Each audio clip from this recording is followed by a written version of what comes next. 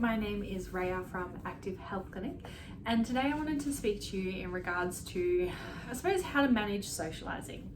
Now, in this current day and age, socializing looks a lot different than it used to. We have a lot more options that may be more accessible than in the past.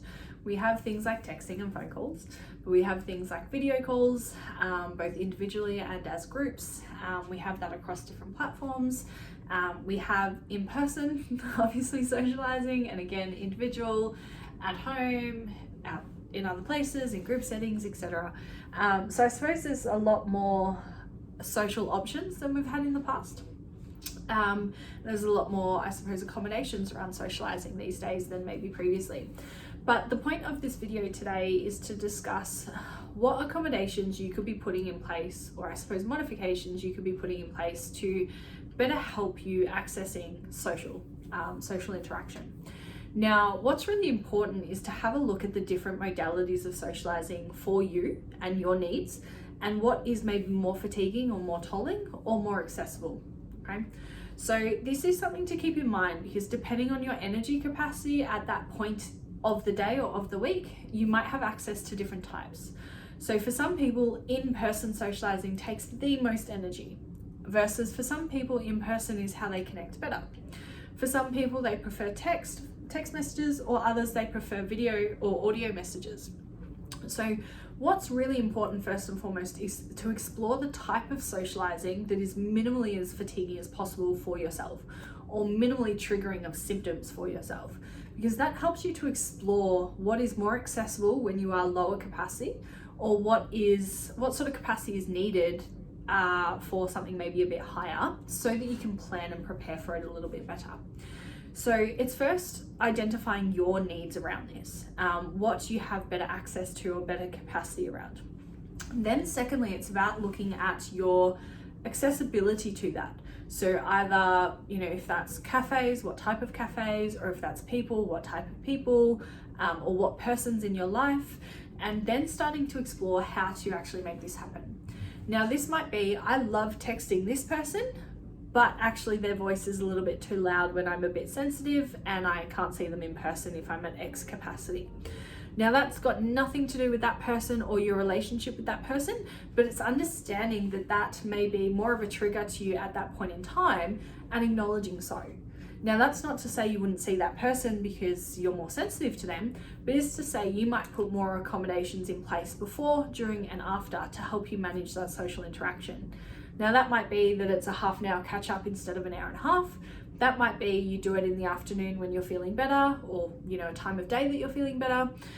Or that might be that you see them at their house so you can leave when you want to. Or that might be putting in boundaries to say, I'd love to see you, but I only have until X time, and then I will need to go rest. So understanding your needs first and foremost then helps you understand what relationships fit within that, or what relationships need some modifications so that it's more accessible. And then it helps you to explore how you can actually make that happen. Now, this isn't going to be perfect because we are dealing with humans, and that means that life gets in the way and it's not always that linear. But at least it means you understand who and how and what and all of these elements that you might go, okay, I can see this person more because they take less energy, and that's really good to know. Or it might be that you see this person less because they take more energy, or you see them in more of a group setting, or you do shorter group settings because it's more overwhelming, or you do longer group settings because you're able to just take a step back and let the conversation happen around you. It will change from person to person, but at the very least, you're starting to understand what your needs are around socializing. Because one of the biggest things I see when I'm working with my clients is that they do the thing and then they start to recover from the thing. They focus on the recovery afterwards, when we can actually start to prepare for the recovery on the other side by doing preparation and doing modifications to better support us in that activity. Now, this can apply in any form of activity, but we don't tend to do this with socializing because we may think of our needs, we may not, but we're also thinking about that other person involved. Now, if we were to all do this, and we were all to be true to ourselves and honest with our needs and our boundaries, generally it can be well received, and there's always going to be circumstances where unfortunately it may not, but that again helps you reflect on when this is more accessible or not as accessible based on the person or the place or the thing, etc.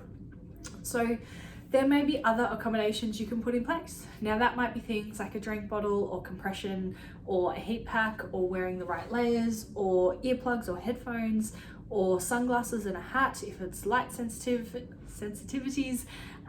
If you're aware of what symptoms you may experience during socializing or as a result of socializing, sometimes you can put those modifications in the task itself, or you can put in those ideas of what you may need on the other side. So you know you might be overexerting yourself, but then on the other side of it, you might have everything ready to go for you to wholeheartedly rest at the end of it.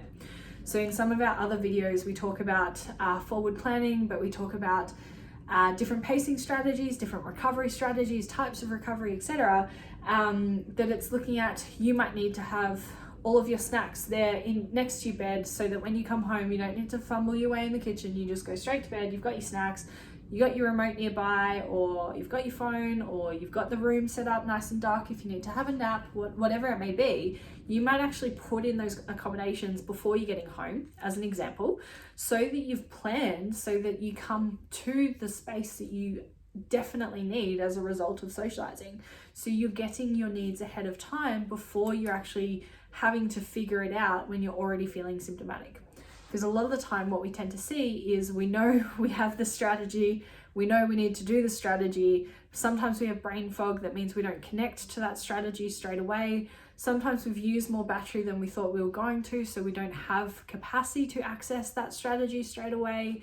Or sometimes we thought of one but not the other two. Like, there are so many different factors into that it's really important to have a look at, can we put them in place ahead of time so that they can be as supportive as possible so that I can recover, and by recover I mean from the task, can I recover from that as quick as possible by being as supportive to my needs?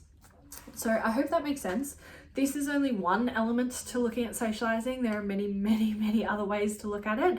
But the most important thing I want you to take away from this video is, what accommodations and modifications could you put in place for your social needs, and how you can gently start practicing them. Now that won't work in every social relationship that you have, but if you can start to put that in with your safe people, then it means you get to practice it, you get to figure out what works for you, and you get to start to put that in more and more of your social relationships as appropriate. And again, it's not going to change everything. It's not going to make socializing take zero energy whatsoever. But if we can even change it by 5 or 10%, that's 5 or 10% that you don't have to feel as symptomatic as a result of. And that means that over time, your body might get a little bit better at managing this particular activity because we're not exerting as much with it. So, hope that makes sense. And happy socializing in whatever way you implement those strategies. And if you have any ideas or suggestions, please comment them below, because I'm sure other people have very many better ideas than what I've just mentioned, or in addition to what I've just mentioned. So take care and speak to you soon.